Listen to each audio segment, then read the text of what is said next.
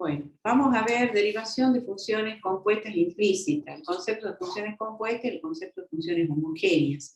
Como siempre, acuérdense que yo les digo que seguimos un criterio inductivo para desarrollar la clase, repasamos el concepto para funciones de una sola variable y luego lo generalizamos. Bien, para una variable, recordemos este concepto. Vamos a recordar. Entonces, si nosotros tenemos una función, chicos, los que van llegando no se olviden de poner la asistencia, ¿no? Bueno, si nosotros tenemos una función igual a seno de x, ¿sí? El argumento de esa función, ¿quién es? A ver. Si tenemos la función y igual a seno de x, el argumento de esa función, ¿quién es? Es, a ver, los quiero escuchar porque si no están dormidos, es X.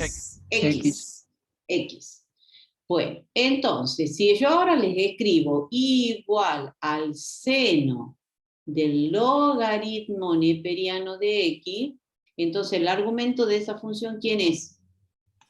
Logaritmo neperiano. Logaritmo neperiano, o sea, una función de X. Entonces esto es una función compuesta. Esa función compuesta resulta de componer las siguientes funciones. Y igual a un f de u, y u es una g de x. ¿Sí? Y igual a una f de u, donde u es una g de x. A ver, vamos a escribir mejor porque me ha salido en medio. A ver. Entonces, estamos acá. Y u es una g de x. Componiéndolas las funciones, vamos a tener lo siguiente. I igual a f de u, pero u es g de x. Es decir, que i es una función compuesta de la única variable independiente x a través de la variable u. Para que esta función compuesta esté definida, g de x debe estar definida y f de g de x debe estar definida. ¿Cuál es el dominio de esa función compuesta? A ver. Análisis matemático 1, ¿cuál sería el dominio de esa función compuesta? A ver. Vamos dormidito. ¿Qué dice el dominio? Van a ser los x que pertenecen ¿a quién? X que pertenecen al dominio de G, Dominio de tal que G de X tiene que estar en el dominio de la función F. Bueno, acá nosotros no hacemos, en una variable generalmente no lo hacemos al diagrama de las variables, de esta composición de estas dos funciones. Es decir que acá, a ver, la F esta en realidad es F compuesta con G. O sea, la función compuesta resulta de dos funciones componentes, la F y la G. Bien, ahora haciendo el análisis de las variables, ¿qué tenemos? I es función de la variable u, ¿lo ven? I está en términos de u, y a su vez u no es independiente, sino que está en términos de la variable x. Bueno, como vuelvo a repetir, en una variable, nosotros no lo hacemos, este diagrama de variable, pero ahora en funciones de 2, 3 y más variables ya va a tomar mucha importancia. Bien, ahora, en el caso bueno, para derivar esta función compuesta, fíjense, y es una función compuesta de la variable x, una función compuesta de la variable x, a través de la variable u. ¿Estamos? Entonces, y es variable dependiente, x variable independiente, y u se le llama variable intermedia. Ahora, para derivar esa función compuesta, ¿qué es lo que aplicaban? A ver, análisis matemático 1. Para derivar esta función compuesta, ¿qué es lo que aplicaban? Regla de la cadena. Regla de la cadena. Regla de la cadena, exactamente. Entonces, para derivar esta función compuesta se aplica la regla de la cadena. Estamos perfectos hasta ahí. Bien, ¿y qué dice esta regla de la cadena? Entonces, la regla de la cadena nos está diciendo que si I es una función derivable de U y U es una función derivable de X, entonces, aplicando la regla de la cadena, vamos a tener lo siguiente. Derivada de I respecto de X va a ser igual a la derivada de I respecto de U por la derivada de U respecto de X. O sea, I respecto de X va a ser derivada de I respecto de U por la derivada de U respecto de X. Esa es la notación de Leibniz. O sea, la regla de la cadena con la notación de Leibniz.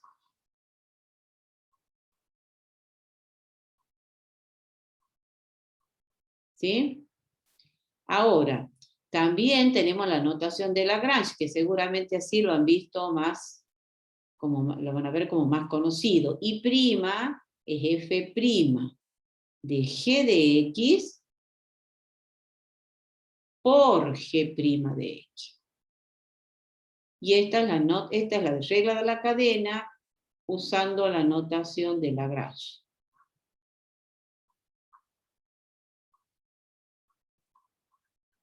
Bien, que para el caso del ejemplito que yo les puse, que I igual al seno del logaritmo neperiano de X, entonces directamente I' va a ser igual a la derivada del seno es coseno, ¿sí? De su argumento, por la derivada del argumento respecto de X, que es 1 sobre X. Esto que está acá, coseno, que uno lo pone, nada más que no lo hace el cambio de variable, coseno del logaritmo neperiano de X, es la derivada de Y respecto de U, ¿sí? Acá en el caso este, ¿qué tendríamos? Fíjense, si U igual a G de X, vamos a tener una I, que es seno de U, para el ejemplito que yo les di, y U es igual al logaritmo neperiano de X. Entonces, derivada de Y respecto de U es coseno de U, ¿sí? Coseno de U, pero U es logaritmo de X. ¿Estamos? Por la derivada de U respecto de X, que es 1 sobre X. ¿Estamos? Bien, eso es para el ejemplo que les he dado. Se deriva de la función más externa a la función más interna. La regla, en la versión de la regla de la cadena, nos aparece el producto de dos derivadas. ¿Por qué es eso? Porque hay dos funciones componentes, la f y la g. Si hubiera tres funciones componentes, va a aparecer el producto de tres derivadas. ¿Estamos hasta ahí? Bien, ahora lo que vamos a hacer es generalizar y pasar a funciones compuestas de más de una variable, y la versión de la regla de la cadena para esos casos. Entonces, como dice acá este párrafo, ¿sí? Entonces el apartado A era simplemente la revisión de la regla de la cadena de funciones compuestas de una variable. Esto era la revisión. ¿Sí? Y luego tenemos la regla de la cadena ya para funciones de más de una variable. El apartado, lo que figura como apartado B en el documento. Entonces, ¿qué tenemos acá? Tenemos una función, como dice acá, vamos a considerar una función de tres variables definida por la ecuación z igual a f de u, v, w, donde u, v y w son funciones de las variables independientes x e y. Es decir, u es una u de x, y, v es una v de x, y w una w de x, y. En esas condiciones decimos que z es una función compuesta de x e y a través de u y v. Así como en el caso de una variable, acá nosotros tenemos esta composición, componemos estas dos funciones, la f y la g. Entonces decimos que es una función compuesta de x a través de la variable u, que es g de x. ¿Sí? Bueno, entonces, partimos. Por supuesto que va a haber tantas versiones de la regla de la cadena como composiciones de funciones tengamos. Y para cada composición de función habrá una versión, como ya les dije, de la regla de la cadena. Nosotros vamos a demostrar la versión de la regla de la cadena para esta composición de funciones que les estoy presentando. Bueno, entonces, ¿qué tenemos? Tenemos una función f, donde esa función es una función de tres, perdón, no es un, sino z. Es una función de tres variables. O sea, z es igual a f de u, v y w. F es una función de tres variables definida por esa ecuación, donde u dice no es independiente, es función de las variables x e y. V es una función de las variables x e y w es una w de x e y. Entonces, z, que es una f de u, pero u está en términos de x y de y. B está en términos de la variable x e y w en términos de las variables x e y. Entonces, ¿qué decimos? Que z es una función compuesta de las variables x e y a través de las variables u, v y w. ¿Estamos? Acá toma mucha importancia el diagrama de las variables. Este era para el caso de una variable, una función compuesta con una variable independiente, ¿sí? Ahora tenemos una función compuesta que depende de dos variables independientes. Y acá está el análisis de las variables. ¿Ven? Z depende de las variables u, v y w. Entonces acá voy a poner el diagrama de las variables.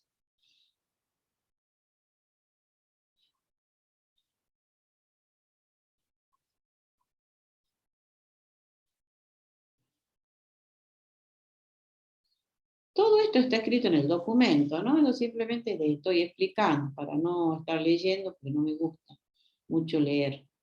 Bueno, entonces el diagrama de las variables, ¿qué dice? Z depende de la variable u, de la variable b y de la variable w. Entonces tenemos la variable z, depende de u, depende de b y depende de w. A su vez, u depende de x de y, b depende de x de y, w de x. Entonces colocamos la x acá y la y acá. Entonces u depende de x y depende de y. V depende de x y depende de y, y w depende de x y depende de y. Acá, z, variable dependiente, las u, v y w son las variables intermedias, y x y y, las dos estas son variables independientes.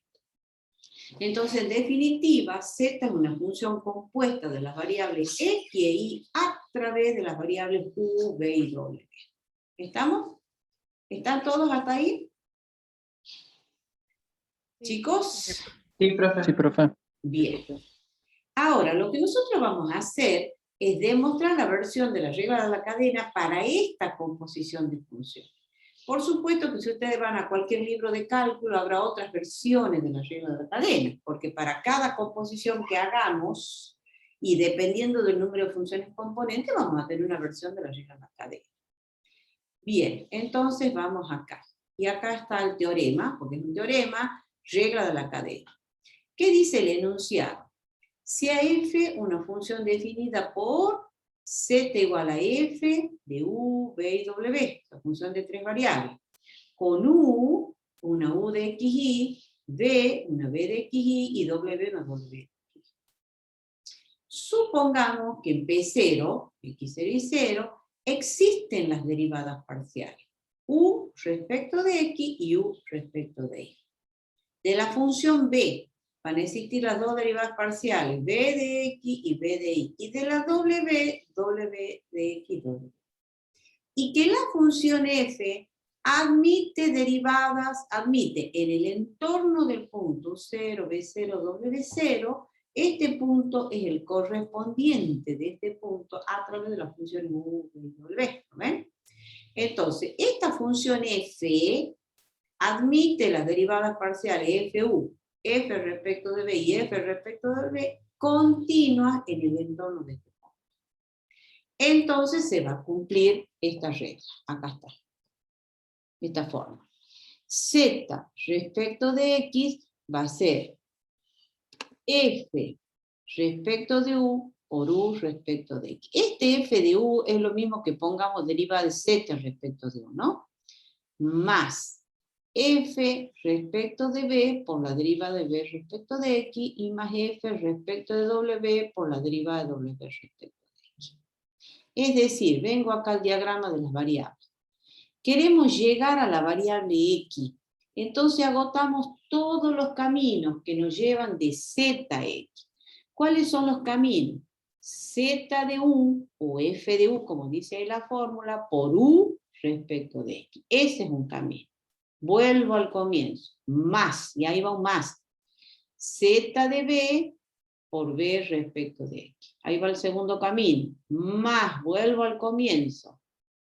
Z respecto de W por W respecto a X. ¿Cuántos caminos van de la variable dependiente Z a la independiente X? 3 caminos.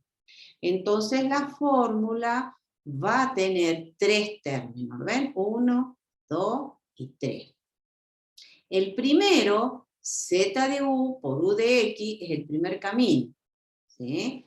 Más el otro camino, Z de B o F de B, que es lo mismo, por B respecto a X. Y el tercer camino, Z respecto a W por W respecto de X. ¿Estamos? Para la otra derivada, ¿cuántos caminos hay de Z a la variable Y? Y tenemos Z respecto de U por U respecto de Y.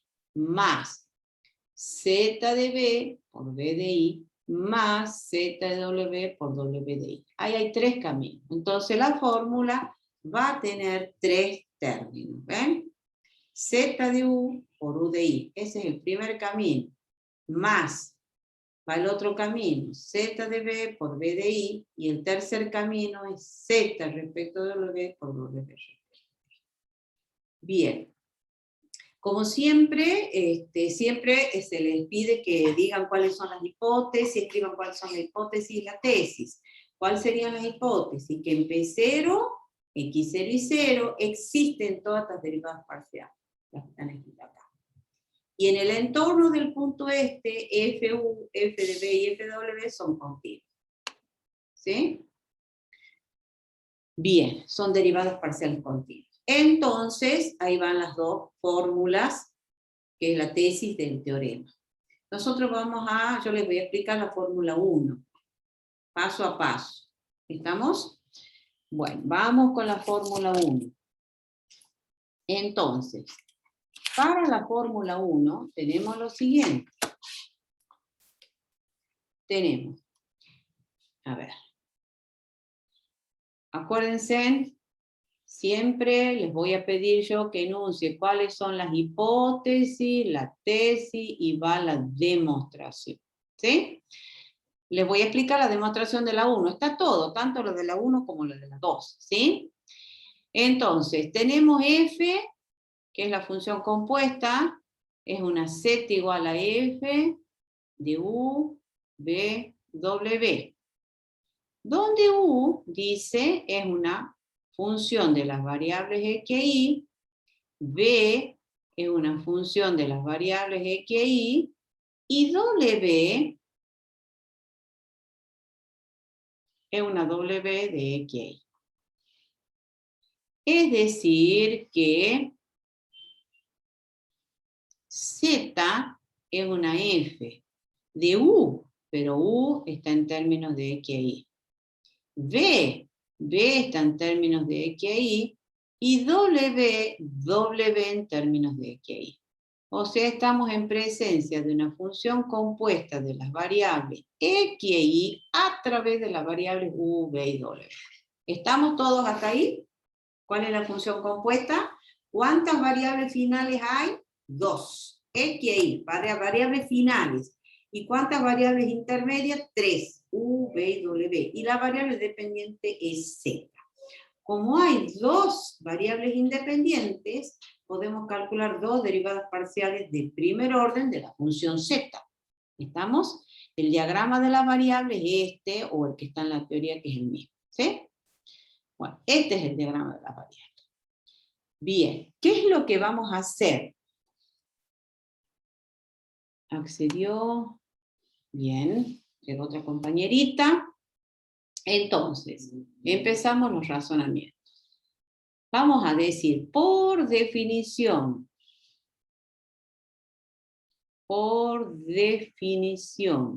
de derivada,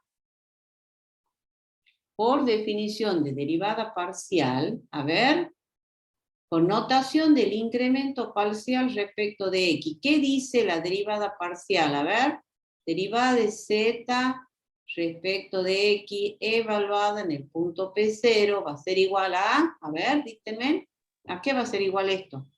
Límite de delta de x tendiendo a 0. ¿Cómo? No te escucho. El límite de delta de x tendiendo a 0. ¿Cómo es tu nombre? Joan. Joan, ¿cuánto? Delgado. Delgado, Joan Delgado. Bueno, límite para delta de x tendiendo a hacerse 0 del cociente incremental parcial de la función respecto de x. Entonces, ¿qué pongo acá? A ver, en notación del incremento parcial, ¿no? A ver, delta sub x de z0, ¿se acuerdan? Porque ya está particularizada en el punto, por eso va el z0 sobre el delta de x. ¿Estamos, chicos, ahí? ¿Todos los demás?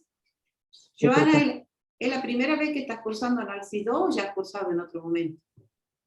En realidad es la primera vez, o sea, sí me hice inscribir, pero nunca llegaba a cursar. Nunca llegó a cursarla. Bueno. Bueno, entonces, esta es definición de derivada parcial. ¿Qué es lo que vamos a hacer para probar la fórmula? Vamos a considerar primero el incremento parcial de la función z respecto de x. Nada más que la z es una función compuesta, es esta función. Luego lo vamos a dividir por delta de x, que es el incremento de la variable x, y luego le consideramos límite, ¿sí? Y ahí llegamos a la derivada parcial de z respecto de x. Bueno, ahora, ese incremento parcial de la función respecto de x resulta ser de que z varía de forma indirecta a través de las variables u, v y w, cuando a la variable x, solamente a la x le damos un incremento en delta de x. Por eso es incremento parcial. ¿Se acuerdan eso, no? El incremento total es cuando se incrementaban todas las variables. Y el parcial es cuando se incrementa una. Y acá es parcial respecto de x. Entonces, el incremento parcial de la función z con respecto a x, a eso voy,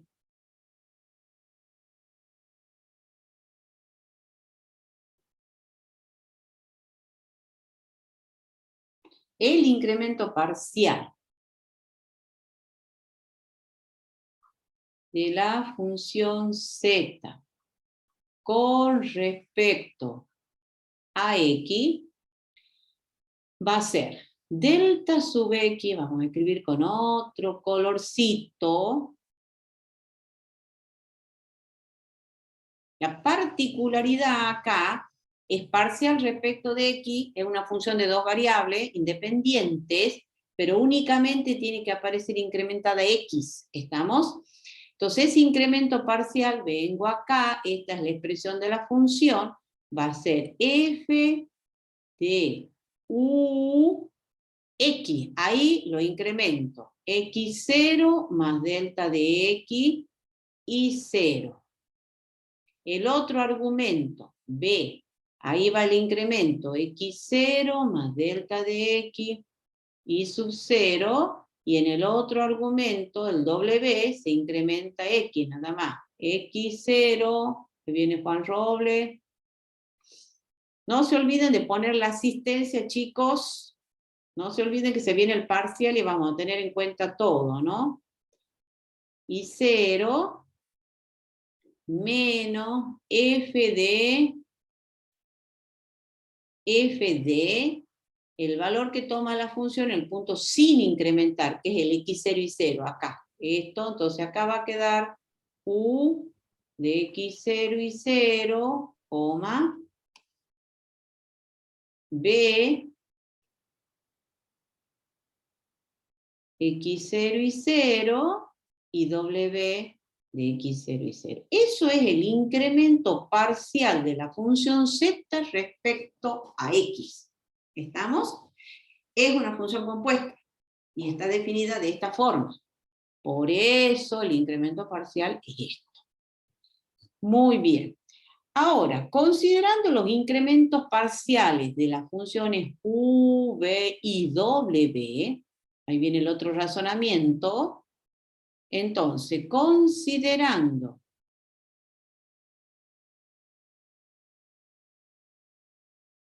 todo esto está escrito en el documento, pero yo les voy haciendo paso a paso, ¿no? Considerando los incrementos parciales con respecto a x, perdón, ahí hay que aclarar, parcial con respecto a quién, parciales con respecto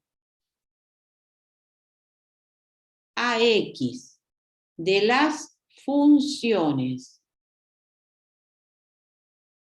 u, v y w, ¿sí? Entonces, el incremento parcial respecto de x, fíjense, en la función u es esta, la v es esta y la w es esta. Entonces, esos incrementos parciales van a resultar ser lo siguiente. Delta sub x de u va a ser u en x0 más delta de x y sub 0. Menos u en x0 y 0. ¿Me siguen, chicos? Porque es parcial respecto de x, únicamente aparece incrementada la variable x. El otro incremento parcial, delta sub x de b, de la función b, y esto va a ser el valor de la b en el punto incrementado, lo incrementó parcialmente, menos b de x0 y 0. Y el último, delta sub x de w de x0 más delta de x y sub 0 menos w de x0 y 0. ¿Estamos hasta ahí todos? ¿Sí o no? Este le hemos llamado 3 incrementos parciales. ¿Estamos todos? Sí, profe.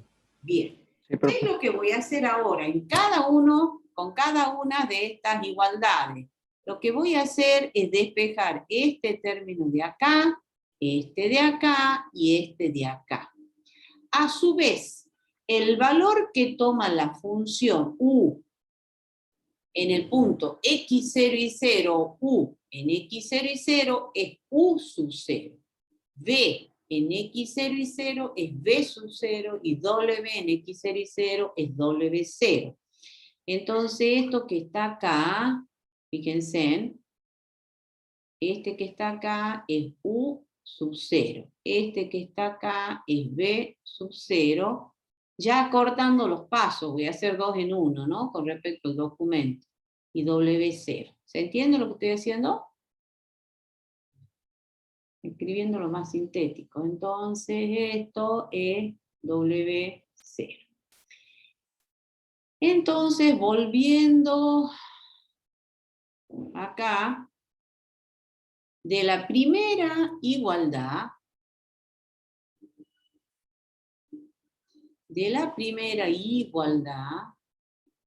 voy a sacar ese término. Y ya lo voy a escribir ordenado, ¿sí?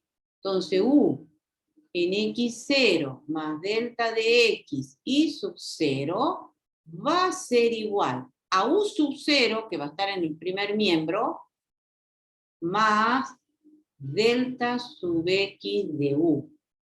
De acá, b en x0 más delta de x y sub 0 será b sub 0 más delta sub x de b, y de acá, w en x0 más delta de x y sub 0 va a ser W0 más delta sub X de W.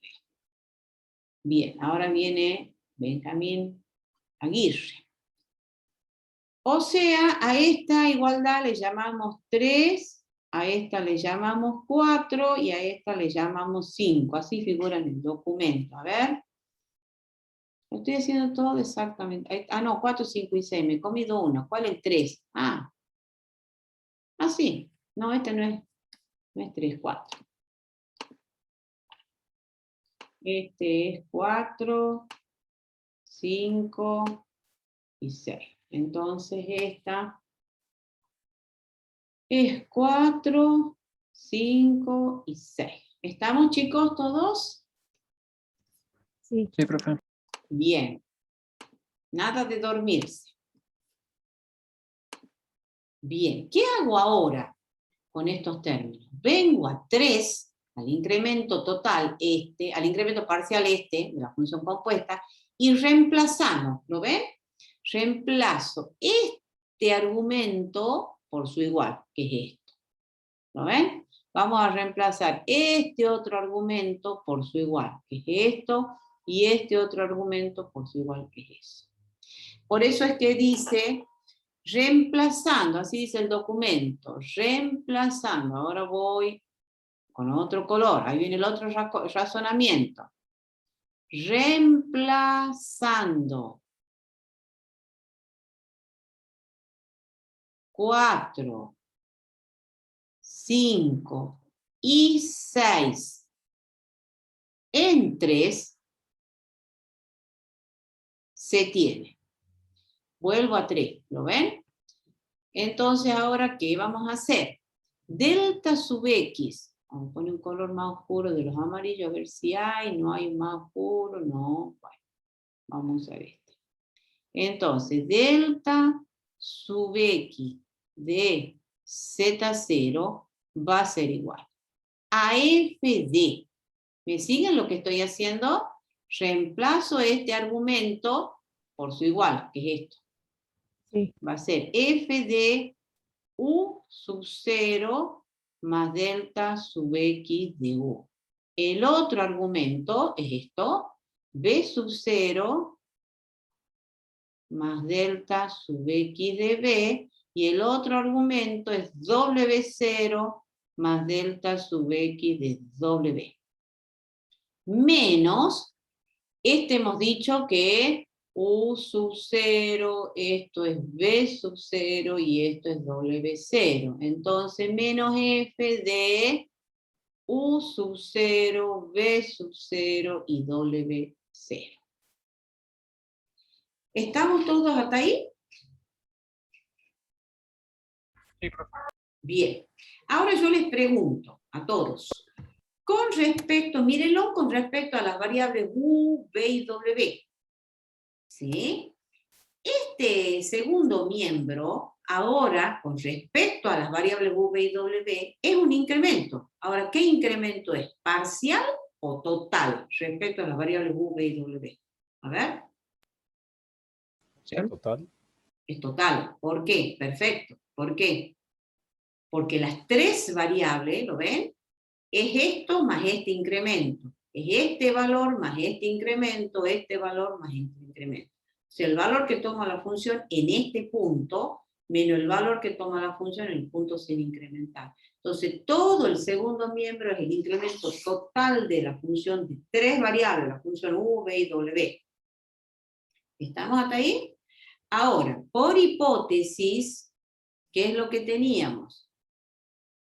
Que, por hipótesis, acá están, existían todas estas derivadas, pero esto, FU, FB y FW, esas tres derivadas parciales son continuas en el entorno de ese punto. ¿Estamos? ¿Eso qué significa? Si el segundo miembro es el incremento total de una función de tres variables y donde las tres derivadas parciales son continuas en el entorno del punto G0, perfectamente podemos aplicar el teorema del valor medio para funciones de tres variables. ¿Sí? Ese es el otro razonamiento. Entonces, aplicando, ahí viene el otro razonamiento. el teorema del valor medio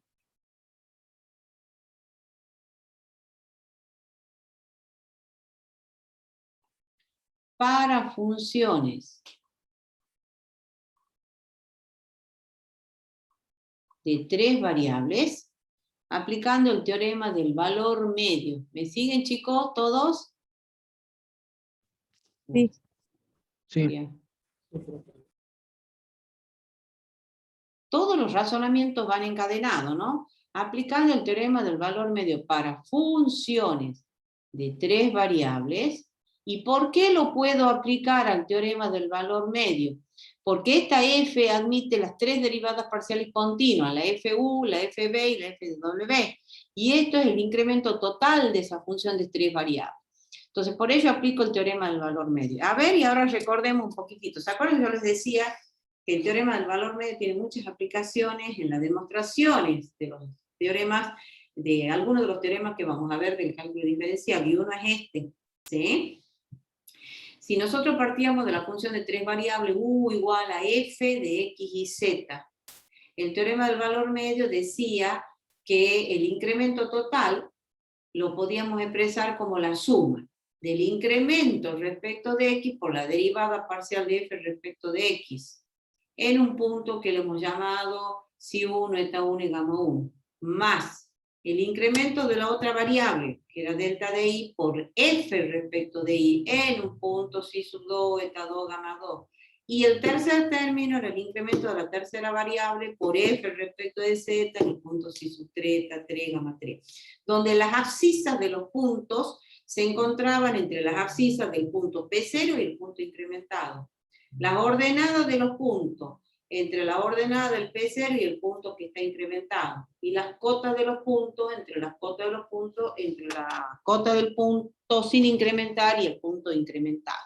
Bueno, el hecho es que, por eso yo les decía acá, tienen que ir leyendo la teoría para que no se pierdan, porque si no se hace muy complicado. Entonces, delta sub x de z0 por el teorema del valor medio, acá el incremento de la variable u es esto.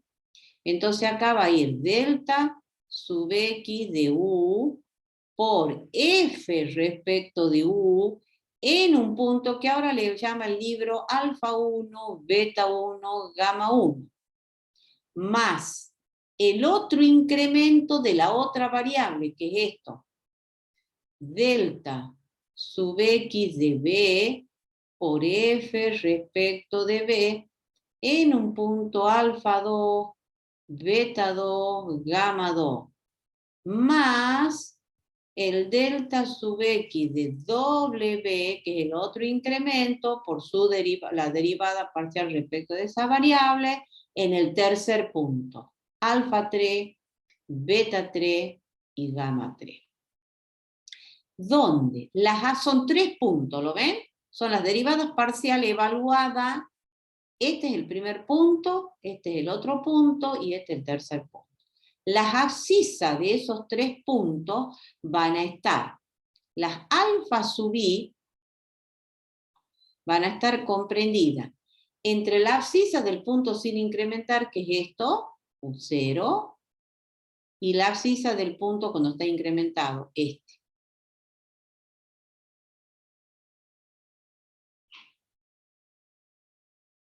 Las ordenadas de los puntos, o sea, los beta sub i, van a estar entre la ordenada de este punto y la ordenada de este punto, ¿ven?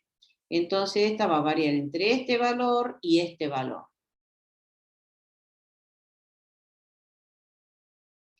Y las cotas de los puntos, que van a ser gamma sub i, ahora va a estar entre este valor, que es el W0, y el otro valor, que es W0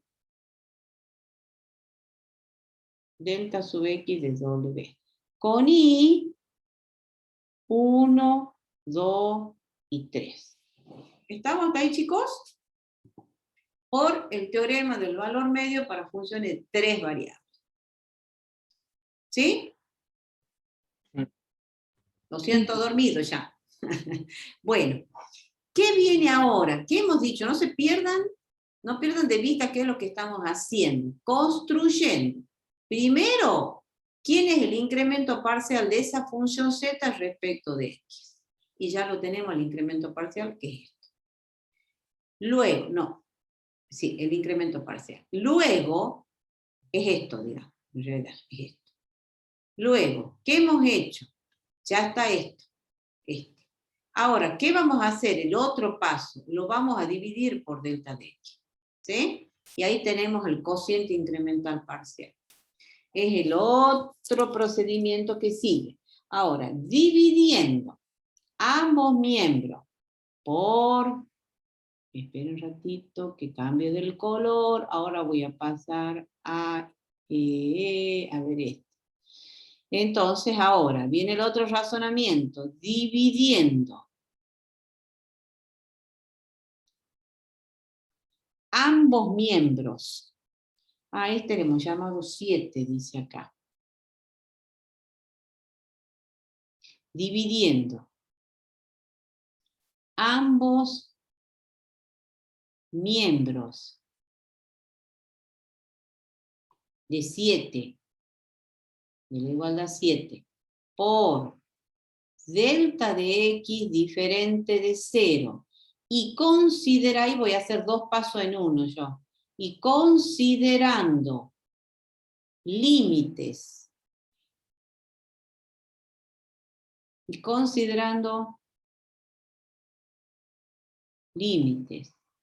para delta de x tendiendo a hacerse 0, tenemos lo siguiente. Entonces, divido ambos miembros, fíjense chicos, divido ambos miembros de 7 acá por delta de x y todo esto por delta de x. ¿Me siguen? Luego, lo voy a distribuir al delta de x en cada sumando. En el primer sumando lo voy a colocar acá, debajo de este. En el segundo sumando, debajo de este, en el tercer sumando. Y de ahí le considero el límite. ¿Estamos? Entonces voy a hacer 2 pasos en uno. Con respecto al libro. Entonces, límite para delta de x tendiendo a hacerse 0. ¿Qué he dicho yo? Al delta sub x de z0 lo divido por delta de x. ¿Sí? Y le considero límite. Igual. Acá, ¿qué he dicho yo? Vuelvo a repetir. Divido todo el segundo miembro por delta de x. Lo distribuyo. Cuando lo distribuyo ya lo acomodo, ¿sí? Y considero el límite. Entonces ahí va a quedar límite para delta de x tendiendo a hacerse 0 de. Acá va a quedar delta sub x de u sobre delta de x por f respecto de u en un punto alfa 1, beta 1, gamma 1. Más el otro término. Ahí va a quedar delta sub x de b, bueno, vamos a poner la palabra límite, límite, para delta de x tendiendo a hacerse 0, de acá ha quedado delta sub x de b sobre el delta de x, por el f respecto de b en el punto alfa 2, beta 2, gamma 2, más. Y acá viene, límite para delta de x tendiendo a hacerse 0 de delta sub x de w sobre delta de x por f respecto de w en el punto alfa 3, beta 3, gamma 3. ¿Me siguen todo lo que hice? Sí. ¿Sí? ¿Se dan cuenta lo que hemos hecho? Hemos considerado el incremento parcial de la función z respecto de x. Le hemos dividido por delta de x y lo consideramos. Bueno, ahora, fíjense, en el primer miembro es definición de este primer miembro. ¿Es definición de qué? ¿Qué es el primer miembro? La derivada. ¿La derivada qué? Derivada parcial. Eso es z respecto de x en p0. Ahora vamos al segundo miembro. Voy a considerar uno de ellos, un término, nada más. Los otros tienen el mismo razonamiento, obviamente, ¿no? Entonces, para que veamos a qué es igual esa derivada que están implicadas ahí. Voy a considerar el primer término. Entonces tenemos ahí límite para delta de x tendiendo a hacerse 0. En realidad ahí, para no enturbiar tanto la notación, iría un paréntesis, ¿no? Por f de u, porque es el límite de un producto, ¿se entiende? ¿No es cierto? Bien. Ahora, por propiedades de los límites, esto yo lo puedo escribir como límite de delta sub x de u sobre delta de x por delta de x tendiendo a hacerse 0. Y por el límite para delta de x tendiendo a hacerse 0 de la función f de u en el punto alfa 1, beta 1, gamma 1. ¿Sí? Bueno, y ahora analicemos ¿por qué el límite del producto, el producto de los límites? ¿Por qué estoy segura que puedo aplicar la propiedad del límite? A ver. ¿Por qué? ¿Qué dicen las hipótesis? A ver, los escucho. La hipótesis dice que en P0 existen las derivadas parciales. Y además, estas funciones son continuas. ¿Estamos? Entonces el límite del producto va a ser el producto de los límites justamente porque se cumplen todas las condiciones para que podamos aplicar eso. Ahora, el primer límite es definición de ¿qué?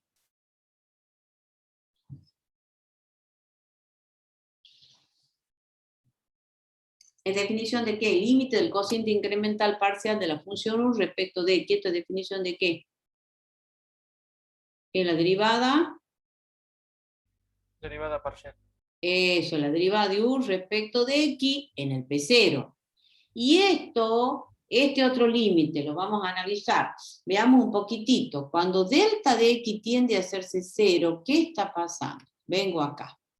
Cuando delta de x tiende a hacerse 0, este término va a quedar u en x0 y sub 0. Menos u en x0 y 0. Entonces, todo el segundo miembro tiende a ¿qué valor?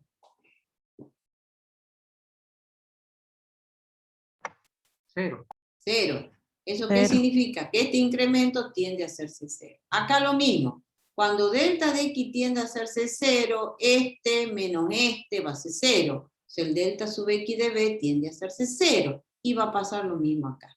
O sea, cuando delta de x tiende a hacerse 0, cada uno de estos incrementos tienden a hacerse 0. Venimos acá. Si este incremento tiende a hacerse 0, alfa sub i tiende a ¿qué valor? Alfa sub i tiende a ¿qué valor? Al u sub 0. Beta sub i tiende a ¿qué valor? Al b sub 0. Y gamma sub i tiende a ¿qué valor? Al W0.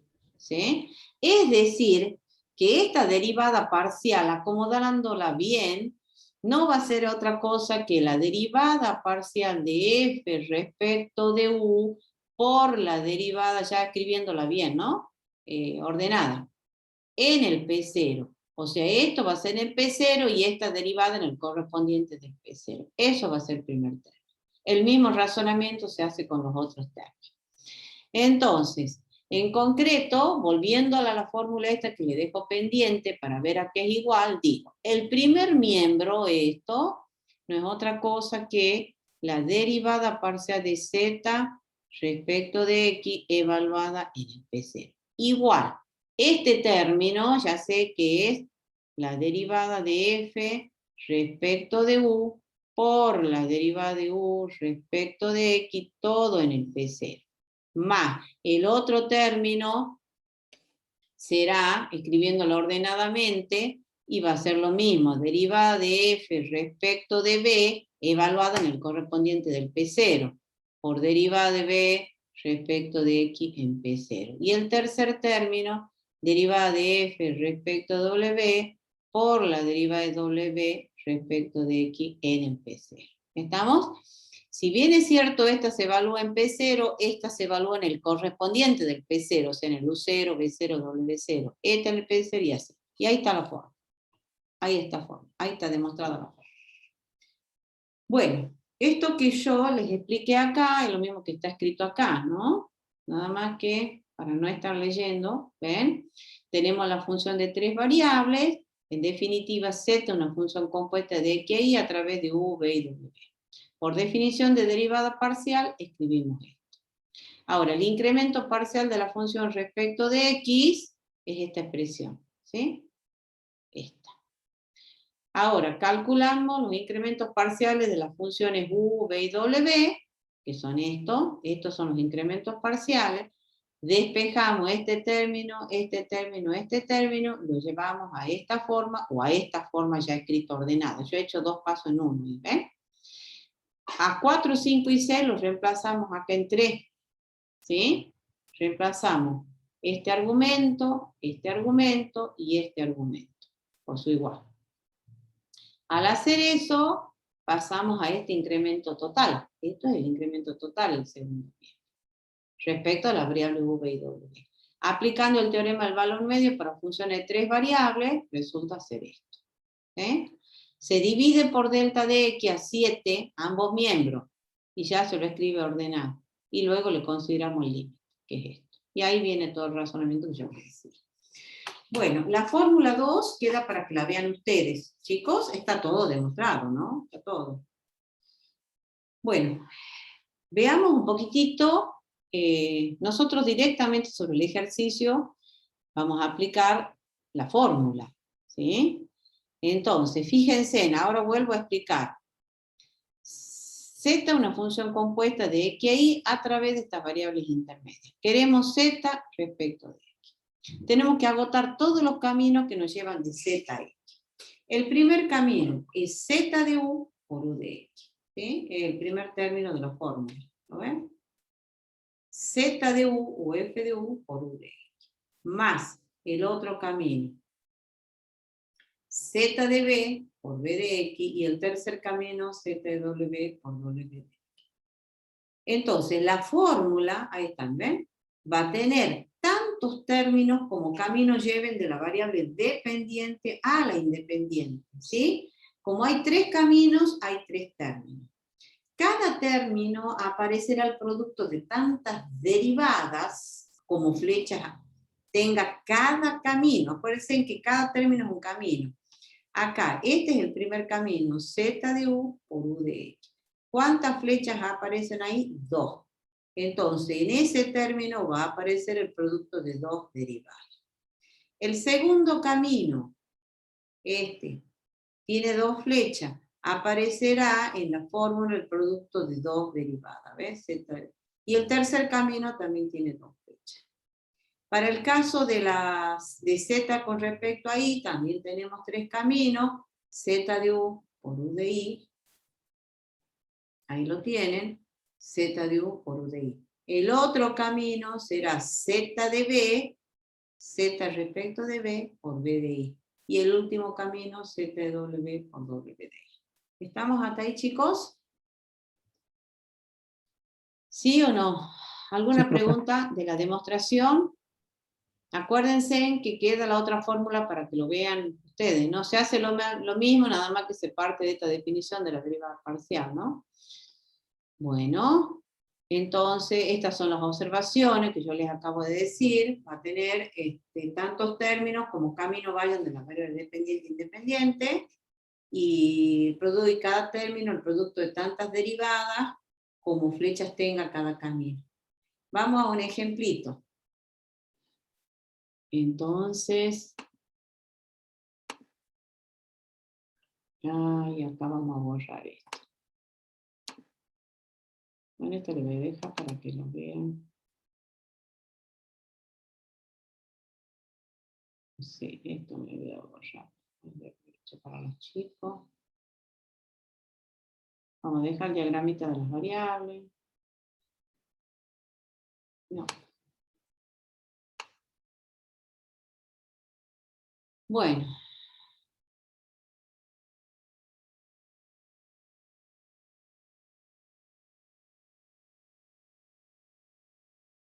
No demoro mucho en la escritura. Por más que la tabla gráfica, pero se demora mucho. A ver. Esto lo voy a dejar a las variables. Ya les vuelvo a explicar.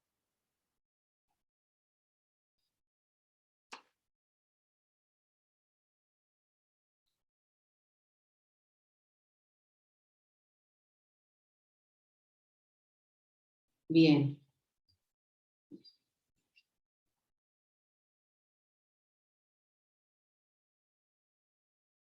La variable la vamos a dejar.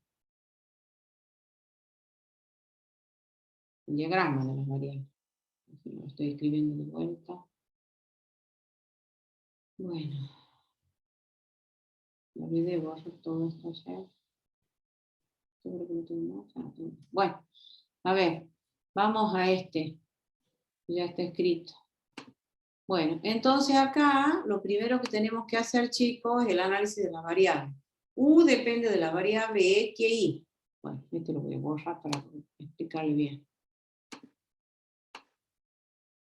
Se entiende todo. Lo primero que hacemos es el análisis de las variables, ¿sí? Entonces tenemos U, la variable U, que es la dependiente, depende de la variable X y de la variable Y. A su vez, la X está en términos de R y de S. Entonces acá voy a colocar la R y la S. Entonces X depende de R y depende de S. Y la Y depende de R y de S. De R y de S. Entonces U es una función compuesta de R y de S a través de X e Y. Y acá está, ¿ven? La U es una función de X, pero X depende de R y de S, de la Y, pero Y depende de R y de S, entonces una función compuesta de R y de S. ¿Cuál es la versión de la regla de la cadena? Queremos ir de U a R. ¿Cuáles son los caminos que van de U a R? U respecto de X, cambia el color, me parece. U respecto de X por X de R. Y ahí vuelvo al comienzo, más U de Y y por Y de R. ¿Sí? Entonces, la derivada parcial de U respecto de R, acá ya no necesito poner el punto P sub 0, ¿no? La derivada parcial de U respecto de R va a ser igual a la derivada de F o la derivada de U. Va a ser la derivada de U respecto de X por la derivada de X respecto de R. Ese es un camino. Más la derivada de U respecto de la variable Y, que estoy con el otro camino, por la derivada de Y respecto de R. Hay dos caminos, entonces la fórmula va a tener dos términos. Cada camino producto de dos derivadas, porque hay dos flechas en cada camino, ¿no ven? Ahora, lo que viene ahora es derivar y reemplazar. ¿Cómo se deriva? La derivada de U respecto de X se deriva parcialmente respecto de X considerando a Y como constante. ¿Estamos, chicos? Entonces, ¿la derivada cuánto da? La derivada de U respecto de X, considerando ahí como constante. Esta es la función U, ¿sí? Hay que derivar respecto de X. ¿Cuánto da esa derivada? 2x. 2x. Por la derivada de X respecto de R. ¿Cuánto da esa derivada? Vengo acá y derivamos parcialmente respecto de R, donde S queda como constante. Entonces la derivada de X respecto de R, ¿cuánto es? E a la S. Más la U respecto de Y. ¿Cuánto da la derivada de U respecto de Y? 3y. 3i. 6 al cuadrado. Eso. La derivada de U respecto de Y es 3i al cuadrado. Y por la derivada de Y respecto de R, ¿cuánto es? Vengo a la función Y y la derivo respecto de R, donde S queda como constante. ¿Cuánto da I? E a la Eh, E a la menos S. menos S. Bien. Y ahora lo que hacemos es expresar todo en términos de la variable R y S. Entonces va a ser 2 por X es R por E a la S. R por E a la S y por E a la S. Más 3 por I cuadrado, que es R cuadrado, por E a la menos 2S, y por E a la menos S.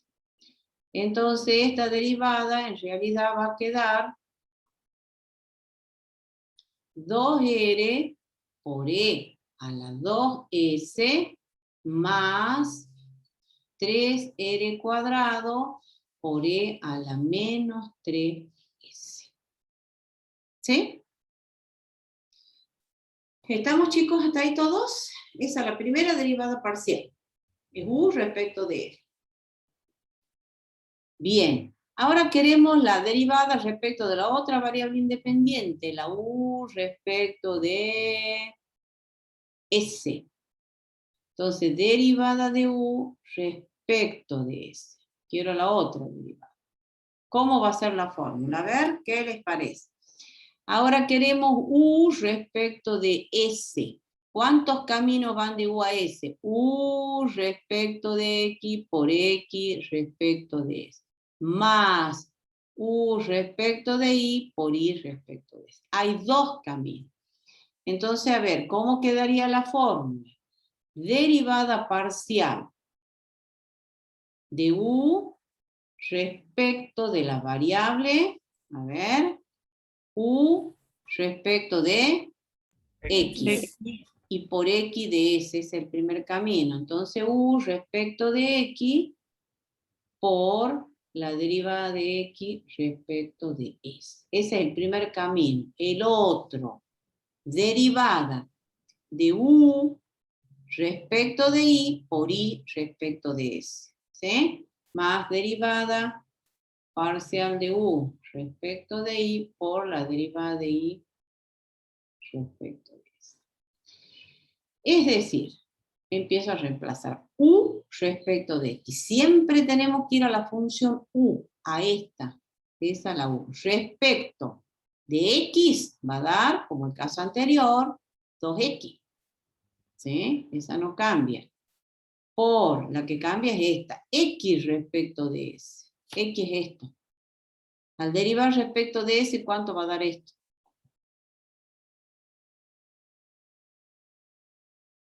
Deriven respecto de S. R es constante, entonces va a dar esto ¿cuánto? R por...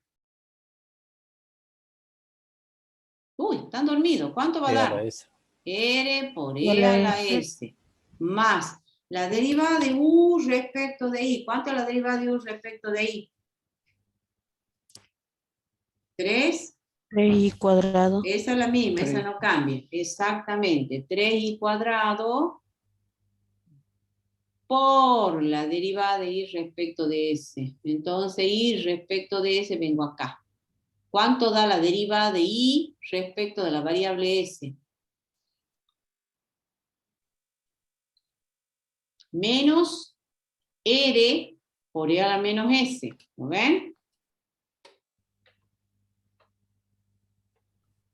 No. Me ¿No lo parece ven? A ver. No. Me parece bien que acá, al derivar respecto de S, este es constante. Y la derivada de E a la menos S, ¿cuánto es? La derivada de E a la menos S es... Menos E a la menos S. Y solito E a la menos S falta algo. E a la menos S por... Si es, menos S por menos 1. No se olviden, la derivada de E a la menos S es la misma exponencial por la derivada del exponente respecto de S. La derivada del exponente respecto de S es menos 1. Entonces E a la menos S es menos E a la menos S.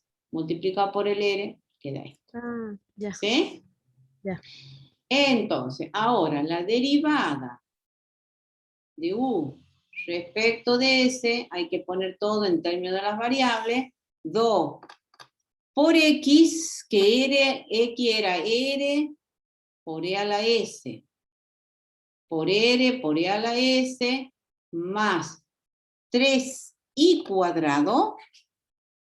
¿Me siguen, chicos? X era la S, R, a la, R por E a la S, por I cuadrado.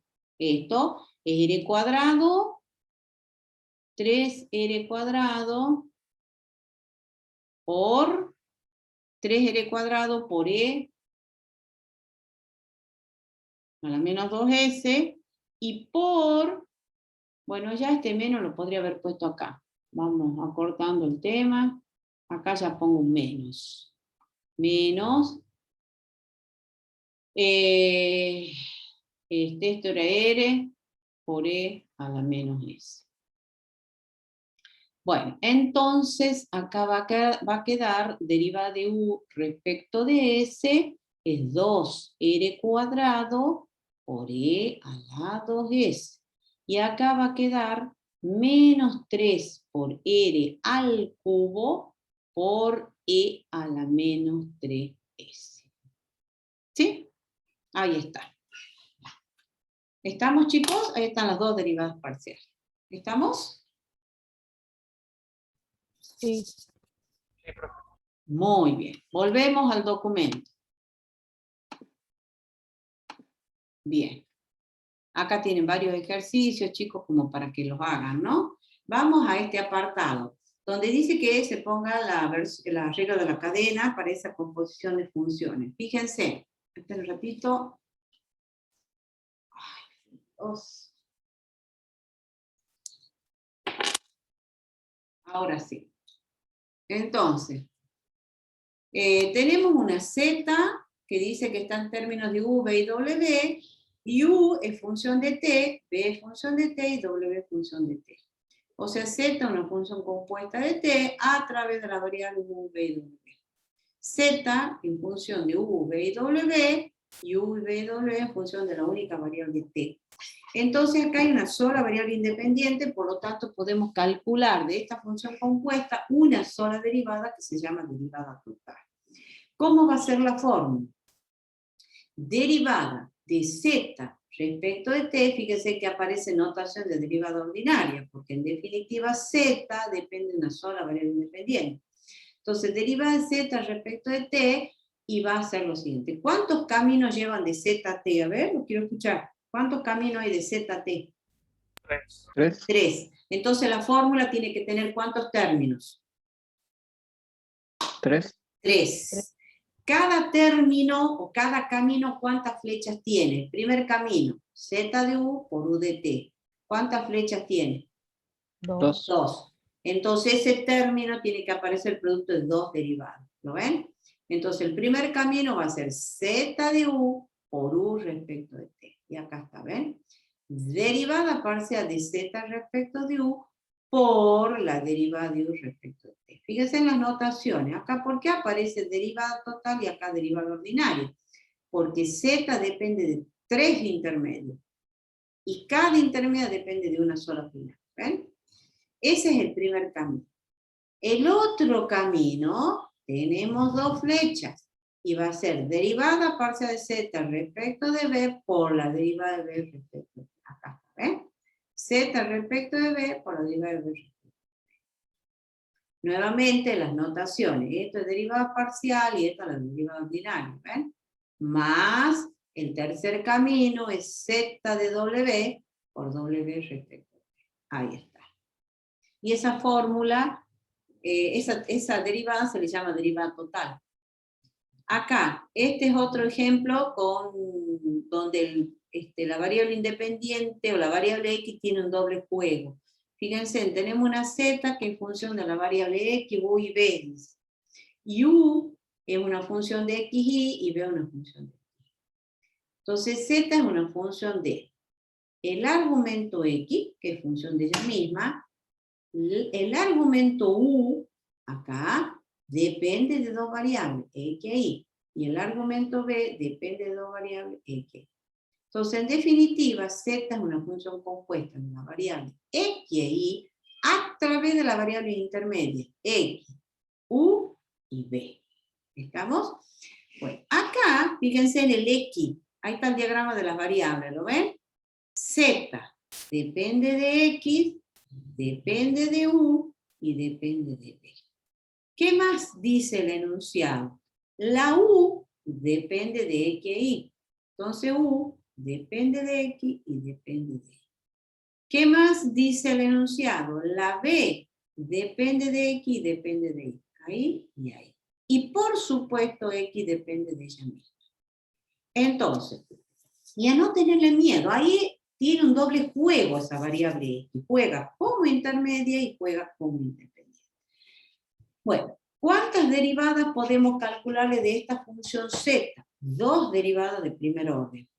Z, no se olviden, variables dependientes, X y variables independientes. Entonces, podemos calcular Z respecto de X y la Z respecto de Y. Vamos a Z respecto de X. A ver, quiero que me digan cómo sería la versión de la regla de la cadena ahí para calcular Z respecto de X. A ver, ¿qué les parece? ¿Cómo sería? Los escucho. ¿Cuántos caminos llevan de Z a X? A ver, vayan repitiéndome. ¿Cuántos caminos llevan? 3. ¿Cuál sería? ¿Cómo es tu nombre? Enzo Bazán. Enzo Bazán. A ver, Enzo, decime cuáles son los caminos. A ver, Z... X, X, U y B. De Z a X, de Z a U y... Claro, pero primero, entonces, a ver, exacto. El primer camino, ¿cuál sería? Z a X respecto y de X, X y X respecto de X. Ese es un camino. El otro, eso, Z, ahí va, respecto de U y U respecto de X. Por U respecto de X. Y el otro camino, Z de Z B, respecto de B y por B respecto de X. Entonces, ¿cuántos caminos hay? 3. Entonces, al calcular Z respecto de X, la fórmula tiene que tener 3 términos. Cada camino aparece en 2 flechas. Entonces, el producto de 2 derivadas. Y acá está. Z respecto de X. Va a ser F respecto de X. Acuérdense que es F de X, lo mismo que ponga Z, ¿no?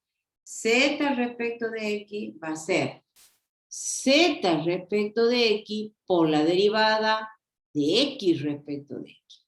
La derivada respecto de X, eso es 1. Me lo he puesto ya ayer, ¿ven? Esto que está acá, espera un ratito que ahora vienen las perritas. Ay, mis perritos. A ver, hacen las dos. Ya vamos a los chicos. Bueno, ahora llegaron Lucy y Isabel, las dos pequeñas. Bueno, entonces, acá fíjense en Z respecto de X. Este que está acá también es Z respecto de X, ¿no? Pero resulta que esas dos derivadas no son lo mismo. Ojo con eso, ¿no? Ojito. A ver, este miembro dice Z respecto de X. Acá es Z respecto de X por X respecto de X. Más Z respecto de U por U de X, está el otro camino, y más Z de B por B de X. Acá, como la derivada de X respecto de X es 1, va a quedar Z de X igual a Z respecto de X más Z de U por U de X más Z de B. Entonces tienden a simplificarme, a cancelarme este término con este, y yo le voy a poner un 0 como la cabeza. ¿Por qué? Porque no es así. Fíjense, el primer miembro, Z con respecto a X, es la derivada parcial de Z, la variable dependiente Z respecto de X independiente. Entonces, esto que está acá es la contribución, es el resultado de la contribución de todos estos términos. O sea, de la contribución de todas las variables que dependen de X. ¿Se entiende? En cambio, en el primer término, cuando aparece Z respecto de X, este Z de X no, es esta derivada nada más. Es Z respecto de X, donde X está como intermedio. ¿Se entiende la diferencia? Entonces, ahí mismo la fórmula lo sacan. Z respecto de X es toda esta suma. En cambio, este Z de X es la derivada parcial de Z respecto de X, donde X juega como intermedia y U y B están como constantes. Entonces no tienen nada que ver una con otra, por lo tanto es un error tremendo si simplifican esto con esto. ¿Sí? Bueno, y la otra derivada parcial, acá está, ¿ven? Lo que yo les decía, f de, por eso nosotros le hemos dejado con la notación de f, porque tienden a simplificar. Pero yo les explico, esto uno cuando lo escribe, lo puede escribir también z, en lugar de f pone z, sí, z respecto. Entonces tiende a simplificar esto con esto. Y un 0 como la cabeza lo voy a poner. Porque esto es la contribución de todos estos términos. En cambio el z respecto de x que aparece acá es este nada más. Es z respecto de x, donde x está como intermedio. Bueno, ese doble juego de las variables se les va a aparecer con frecuencia. Bueno, y acá es lo que explica lo que yo les acabo de decir todo esto. Vamos al ejemplito, este el A, que ya lo tengo escrito. Acá está, ¿sí? Entonces, tenemos W, es esta función. ¿Cuáles son las? Acá, bueno, a ver, ya lo empezamos a hacer más sencillo. ¿Cuáles son las variables que entran en juego? W está dependiendo de qué variables. A ver, de acá de la fórmula. ¿De qué variable depende? De la R, de la U y depende de la B. ¿Estamos todos hasta ahí, chicos? Sí. Sí. Sí. Perfecto. A su vez nos dicen que U es seno de T, B es 2T más 1 y R arco tangente T. O sea, las tres variables dependen de la variable T. Entonces, ¿qué vamos a decir? Z es una función compuesta de la única variable independiente T a través de las variables R, U y B. A partir de acá, como hay una sola variable final, podemos calcular una sola derivada que se llama derivada total. Por eso dice acá, la derivada, calcule la derivada de W respecto de T. ¿Lo ven? Entonces vamos a esa derivada. Entonces, la derivada, y fíjense en la notación de W respecto de T, va a ser igual. Como W depende de tres variables, ponemos la notación de derivada parcial. La derivada parcial de W respecto de R por la derivada de R respecto de T. Ahí va notación de derivada ordinaria. Más el otro camino, derivada de W respecto de U por la derivada de U respecto de T. Y el tercer camino, que sería, a ver, ¿cómo sería la derivada de W respecto de la tercera variable? B por la derivada de B respecto de T. Ahí está la forma. Como verán, es central escribir bien el diagrama de las variables, porque luego ya la fórmula sale solita. ¿Sí? Una vez que está bien escrita las variables, ya la fórmula sale solita del diagrama de las variables. Bueno, ahora los quiero escuchar a ustedes, ya hablo demasiado yo. A ver, la derivada, empiecen, ahora, ¿qué hay que hacer? Es derivar y reemplazar en la fórmula. ¿Cómo se deriva? A ver, la derivada de W respecto de R. ¿Cuánto es la derivada de W respecto de R? Hay que venir acá. ¿Cuánto es? 3R al cuadrado. 3R cuadrado por U. porque no se olviden que U queda como constante. Por, ahora, derivada de R respecto de T. ¿Cuánto es la derivada de R respecto de T? Tengo que venir acá. ¿Sí? La derivada de arco tangente.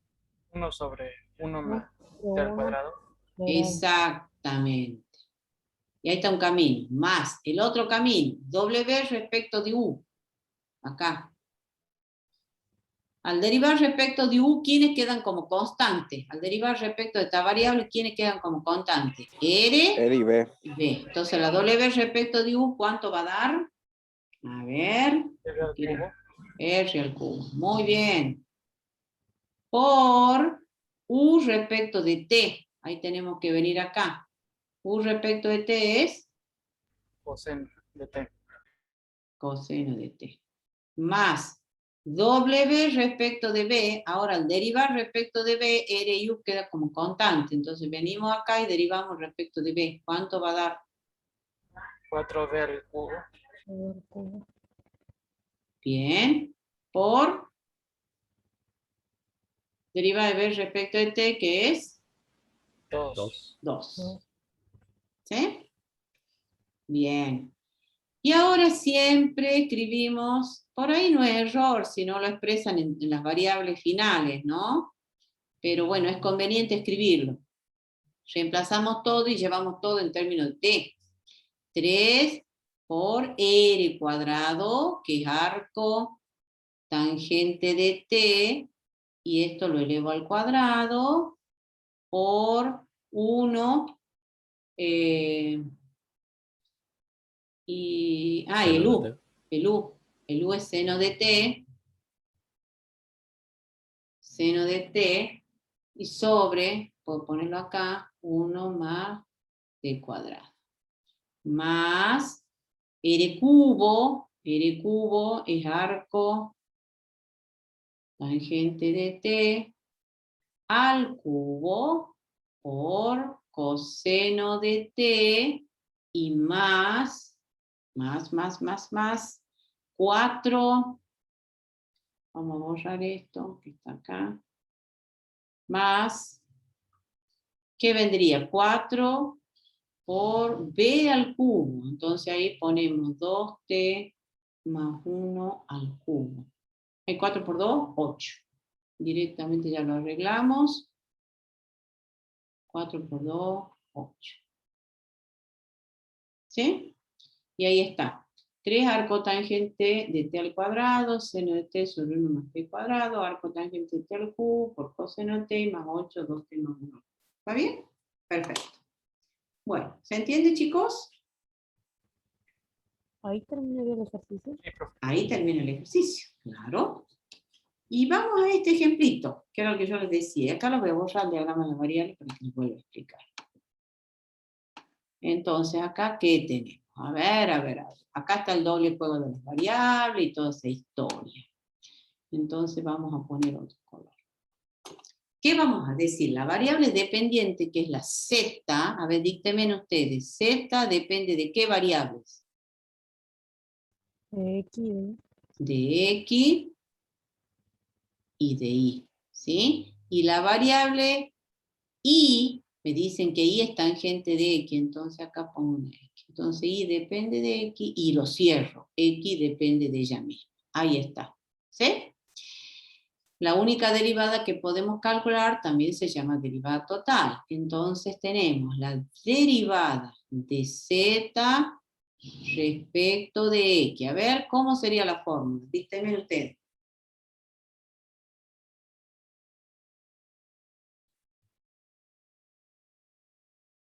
A ver.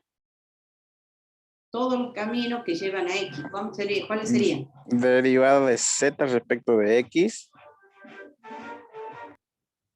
Sí.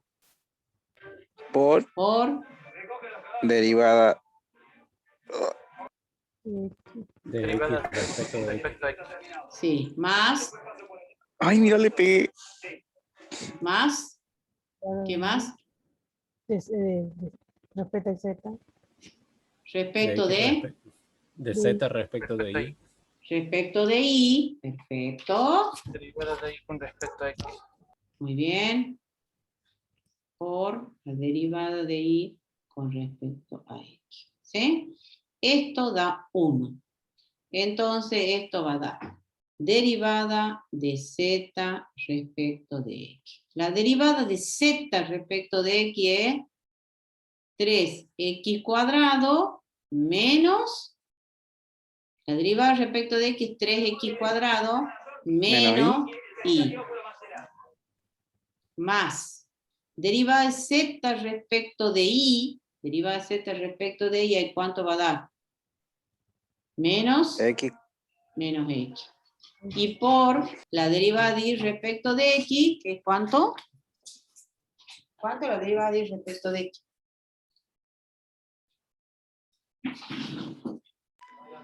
Derivada de y. ¿Ah? ¿Arco cotangente de x? No, secante cuadrado. Secante cuadrado de x. Secante cuadrado de x. Es decir, ordenándolo un poquitito a la expresión, acá va a quedar derivada de z respecto de x va a ser 3x cuadrado menos y menos 3x cuadrado, perdón, ya reemplacemos el y. 3x cuadrado menos y. El y es tangente de x, ¿sí? Menos tangente de x y menos x secante cuadrada de x. ¿Estamos, chicos? Ahí está la derivada. Bien, perfecto. ¿Sí? Vamos a volver al documento. ¿Y qué es lo que tenemos ahora? Bien. Esta es la versión de la regla de la cadena, la versión general, que no la vamos a ver. No la estoy dando porque, bueno, estamos virtuales y se hace muy complicado, así que esta partecita de la versión de la generalización de la regla de la cadena no la vamos a ver, ¿no? Bueno, y acá tienen distintos casos de cómo se aplica la regla de la cadena. Se pueden estar ya por razones de tiempo, ya los dejo que lo vean ustedes. Acá ya aparecen dobles juegos de variables intermedias, ¿sí? Z, una función compuesta de estas dos variables, y donde aparece un doble juego de variables intermedias. Ahí lo dejo para que lo vean ustedes. Bien, acá también, ¿ven? Aparece un doble juego de variables intermedias y una sola variable final. Bueno, pasemos al concepto de funciones homogéneas. Este concepto es análogo al concepto de polinomios homogéneos. Véanlo al tema del diagrama de variables, está bastante interesante, ¿no? Así que no van a tener ningún inconveniente para entenderlo. Bueno, paso a esto. El concepto de funciones homogéneas es análogo al concepto de polinomios homogéneos de la matemática de tercer año y secundario. ¿Cuándo decimos que un polinomio es homogéneo, que una expresión algebraica es homogénea? A ver, ¿se acuerdan? ¿Cuándo decimos que un polinomio es homogéneo? Matemática del secundario, que una expresión algebraica es homogénea. ¿Cuándo? ¿Qué tenía que pasar? Todos los términos del polinomio tienen que ser de igual. ¿De igual grado? De igual grado. Todos los términos del polinomio tienen que ser de igual grado, ¿sí? Bueno, entonces nosotros ahora se extiende ese concepto de polinomios homogéneos a funciones que no necesariamente van a ser polinómicas, pueden ser de cualquier naturaleza las funciones, ¿sí? Entonces, y vamos a la definición. CF es una función de n variables definida por z igual a f de x1, x2, xn. Esta función se denomina homogénea de grado K, dice, si existen los números lambda y K que verifiquen. Fíjense lo que dice acá. F de lambda x1, lambda x2, lambda xn debe ser igual a lambda a la K por f de x1, x2, xn. ¿Qué significa eso? ¿Qué significa la condición o la prueba de homogeneidad? Que al sustituir x1 por lambda x1, x2 por lambda x2, xn por lambda xn, trabajar algebraicamente esa expresión, si al trabajarlo algebraicamente la podemos expresar como el producto de este factor lambda a la k por la función original, decimos la función es homogénea de grado k. ¿Sí?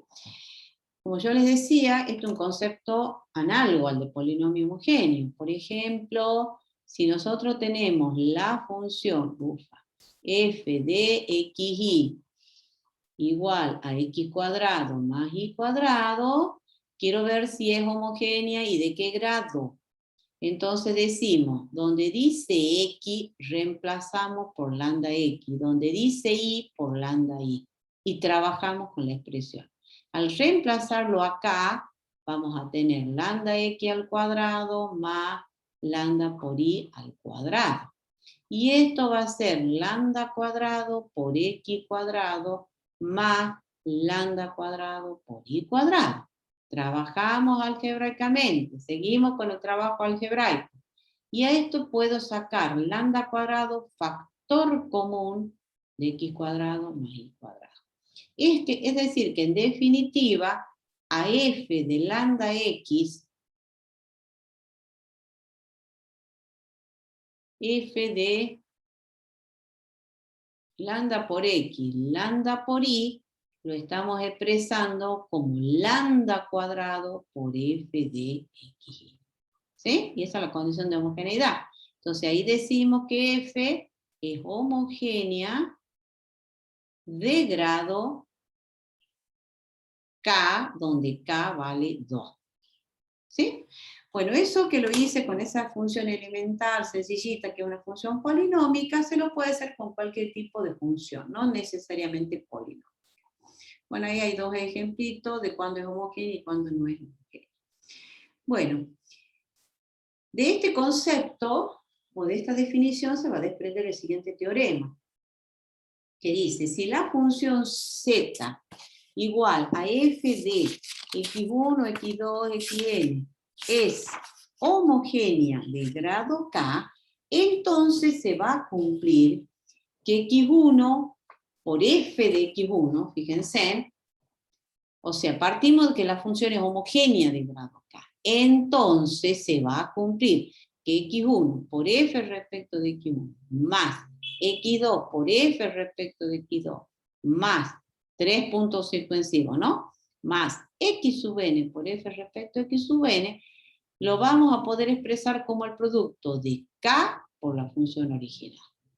Eso dice Euler, la propiedad de Euler, que toda función homogénea de grado K, una función de n variable, ¿no? Se lo va a poder expresar de esta forma. Bien, las hipótesis del teorema z igual a f de x1, x2, xn es homogénea de grado K. La tesis del teorema es esta. Bueno, vamos a, ya por razones de tiempo, ya lo voy a explicar sobre el documento, nada más, ¿no? Paso a paso. Por hipótesis, la función es homogénea de grado K. ¿Eso qué significa? Por definición de función homogénea, que se va a cumplir esto. ¿Estamos todos hasta ahí? Como la función es homogénea de grado K, esto se cumple por ser homogénea. Es lo que ponemos acá. ¿Sí? La función es homogénea de grado K, entonces se cumple eso. Bien. El otro paso. Haciendo U sub i igual a lambda x sub i. ¿Qué significa? Este argumento, lambda x1, lo reemplazamos por u sub 1. Este otro argumento por u sub 2 y este por u sub n. Es por ello que dice, haciendo u sub i igual a lambda x sub i con i1 a n, o sea, hacemos un cambio de variable, entonces, ¿qué va a resultar? El primer miembro va a quedar f de u sub 1, f en u sub 2, y f en u sub n, igual a todo el segundo miembro. Bien, ahora, si ustedes observan, el primer miembro está en términos de ¿qué variable? La variable, a ver, u sub 1, la otra es u sub 2 y la otra es u sub n. Pero cada una de ellas son funciones de lambda, por lo que dice acá. ¿Lo ven? Entonces ahí viene el otro razonamiento. Se deriva ambos miembros respecto de lambda. Y en el primer miembro, por ser una función compuesta de lambda, se aplica la regla de la cadena. ¿Estamos? ¿Qué es lo que dice acá? ¿Ve? Derivando ambos miembros respecto de lambda, para lo cual el miembro izquierdo es una función compuesta. Y en consecuencia usamos la regla de la cadena. Entonces, aplicando la regla de la cadena en el primer miembro, vamos a tener f respecto de u sub 1 por u sub 1 respecto a lambda, más f respecto de u sub 2 por u sub 2 respecto a lambda, más 3 puntos suspensivos f respecto de u sub n por la derivada de u sub n respecto a lambda. O sea, en el primer miembro, la regla de la cadena. Igual, la derivada de esto respecto de lambda. Esto va a ser k por lambda a la k menos 1 por la función original. ¿Estamos hasta ahí? Chicos, ¿están vivos? ¿Existen? ¿No se han dormido? A ver. ¿Sí? ¿Me van siguiendo, no?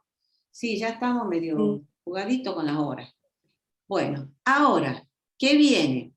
Ahora vamos a reemplazar este término, este y este. Fíjense. Acá, si yo quiero hacer la derivada de u sub i respecto de lambda, ¿cuánto daría acá? La derivada de u sub i respecto de lambda, ¿cuánto va a dar? Si lo X derivo, sub X sub i. Por eso lo que viene acá. Como la derivada de u sub i respecto de lambda es X sub i, el índice i valía de 1 a n, son n variables, ¿ves? 1 a. Entonces, ¿qué significa? Esto va a ser X1. Este va a ser X sub 2. Porque la derivada de u sub i respecto de lambda es X sub i. Entonces, ¿eso qué significa? Que este va a ser X1, este será X2 y este será XN. ¿Sí? Entonces lo reemplaza, ¿ven? X1 por F de U sub 1 más X2 por F de U sub 2 y más XN por F de U sub 2. Igual al todo el segundo nivel. Ahora viene, ¿qué pasa si lambda se hace 1 acá? ¿Cuánto queda? U sub i igual a ¿cuánto? Si lambda fuera 1.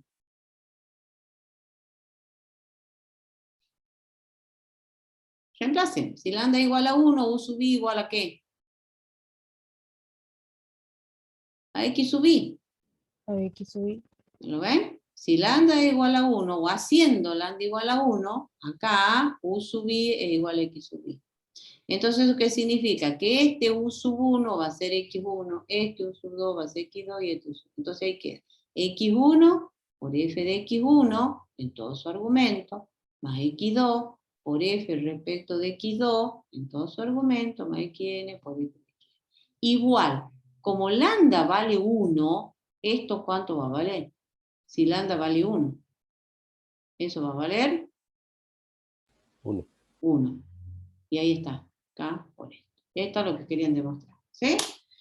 Entonces, muy sencilla la demostración, chicos. Primero, lo vuelvo a repetir, por la definición o condición de homogeneidad, porque esa es la hipótesis es que la función homogénea es grado K. Como es homogénea grado K, se cumple esta igualdad, por definición de homogeneidad de una función. Ahora se hace el cambio de variable. A este le llamamos u sub 1, a este u sub 2 y a este u sub n. Por eso es, haciendo u sub i igual a lambda x sub i, llegamos a esto. Ahora se deriva ambos miembros respecto de lambda. En el primer miembro aplicamos la regla de la cadena. Y tenemos esto. Entonces, aplicando la regla de la cadena va a ser f de u sub 1 por u sub 1 respecto a lambda, más f de u sub 2 por u sub 2 respecto a lambda, más f de u sub n por u sub n respecto a lambda. Al derivar acá respecto a lambda, queda k por lambda elevado a la k menos 1, por esto. Ahora viene, jugamos con esta expresión. Derivada de u sub i respecto de lambda es x sub i. Entonces, ¿eso qué significa? Que esto va a ser x1, esto x2 y esto xn. Y le escribí. Ahora, vuelta acá. Haciendo lambda igual a 1, u sub i igual a x sub i. Entonces ahí queda que este u sub 1 es x1, este va a ser x2 y este es xn. Y como lambda vale 1, lambda la k menos 1 vale 1. Y ya queda lo de abajo. ¿Sí? Bueno, vamos a el ejemplito este de aplicación del teorema de Euler. Dicen, dada la función f de xy, que es el logaritmo neperiano, determine si es homogénea. Y en tal caso, verifique el teorema de Euler. ¿Por qué dice, y en tal caso verifique? Porque todas las funciones homogéneas se cumple el teorema de Euler. Bueno, entonces veamos la condición de homogeneidad. F de lambda x, lambda y, va a ser igual. Compone bien esto. F de lambda x, lambda y, va a ser igual al logaritmo neperiano de lambda por x sobre lambda por y. Eso es por la condición, queremos ver si la función es homogénea. Esto va a quedar igual al logaritmo neperiano de x sobre y. ¿Sí? Pero esa expresión la podemos escribir como lambda a la 0 por el logaritmo neperiano de x sobre y. Fíjense en eso, es una función que no es polinómica, ¿no? Entonces vemos que f de lambda x, lambda y, la podemos expresar como lambda a la 0, esto no es otra cosa que el f de xy. Por lo tanto, F es homogénea de grado K igual a 0. Como es homogénea de grado K, se cumple el teorema de Euler. Entonces, ahora, aplicando el teorema de Euler,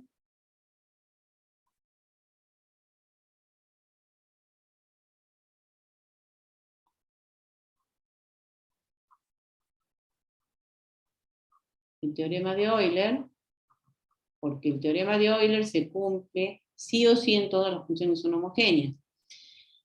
Entonces, ¿qué tendríamos acá? Que X por F respecto de X más Y por F respecto de Y es igual a K por F de XY. Eso dice el teorema de Euler para una función de dos variables.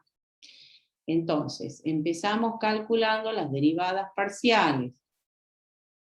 F respecto de X. F respecto de X es 1 sobre X sobre Y por 1 sobre Y. Entonces esto va a quedar 1 sobre X. F respecto de Y. F respecto de Y. Va a ser 1 sobre X sobre Y, o sea, Y sobre X. ¿Estamos, chicos? 1 sobre X sobre Y, esto es Y sobre X. Por la derivada del logaritmo, perdón, eso por la derivada del argumento respecto de Y, que es menos X sobre Y cuadrado. Este con este y este con este. O sea, esto es menos 1 sobre Y.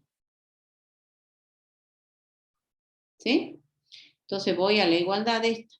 ¿Qué tenemos? X por F de X, que es 1 sobre X. Más Y por F de Y, que es menos 1 sobre Y. Quiero ver si se da la igualdad. K es una función homogénea donde K igual a 0. Es 0 por logaritmo neperiano de X sobre Y.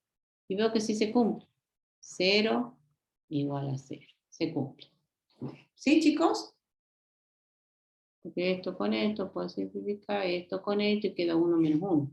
¿Sí? 0. ¿Sí, chicos? ¿Estamos Sí, todos? Perfecto. Ese es el teorema de Euler. ¿Estamos? Bueno, ¿alguna pregunta con respecto a esto para dejar de grabar?